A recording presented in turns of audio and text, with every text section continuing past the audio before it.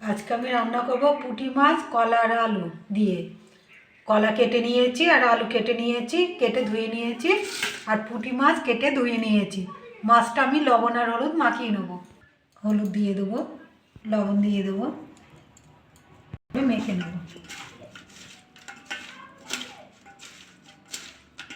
মাছটা লবণ হলুদ মেখে নিয়েছি, আমি এবার গ্যাসটা জেলে নেব। গ্যাসটা জেলে কড়াটা বসিয়ে দিয়েছি আর কড়াটা গরম হয়ে গেছে। আমি এবার সর্ষের তেল দিয়ে দেবো। তেলটা গরম হয়ে গেছে, মাছগুলো ভেজে নেব।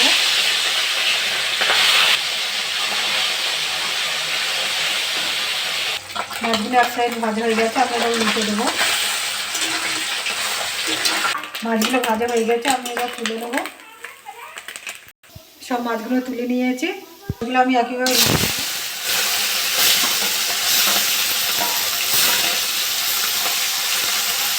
সব মাছগুলো ভাজা হয়ে গেছে, তুলে নেব। সব মাছগুলো তুলে নিয়েছি, ওই তেলে আমি গোটা জিরে দিয়ে দেবো। ভাজা হয়ে গেছে, আমি এবার পেঁয়াজ দিয়ে দেবো, সেটি ভেজে নেবো। পেঁয়াজটা একটু ভাজা ভাজা করে নিয়েছি, এবার কলা আর আলুটা দিয়ে দেবো, একটু ভেজে নেবো কলা আলুটা। আলু কলাটা একটু ভেজে নিয়েছি, আমি এবার আদা বাটা দিয়ে দেবো।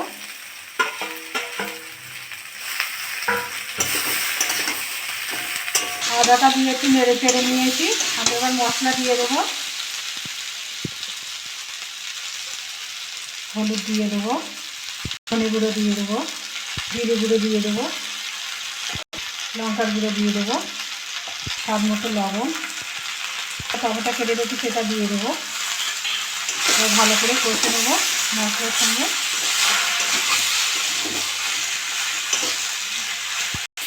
ভালো করে কষে নিয়েছি, আমি এবার জল দিয়ে দেবো।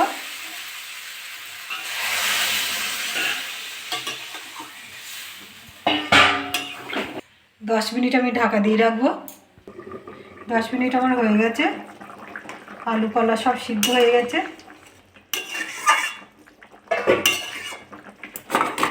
মাছগুলো দিয়ে দেবো।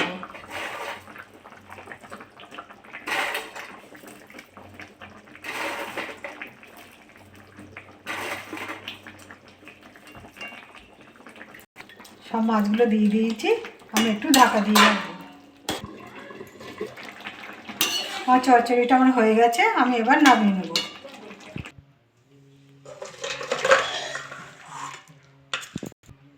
দেখুন কি সুন্দর হয়েছে, এরকম করে বাড়িতে রান্না করে খাবেন। খেয়ে ভালো লাগলে আমার চ্যানেলটাকে লাইক করবেন, শেয়ার করবেন, কমেন্ট করবেন, সাবস্ক্রাইব করবেন। ধন্যবাদ।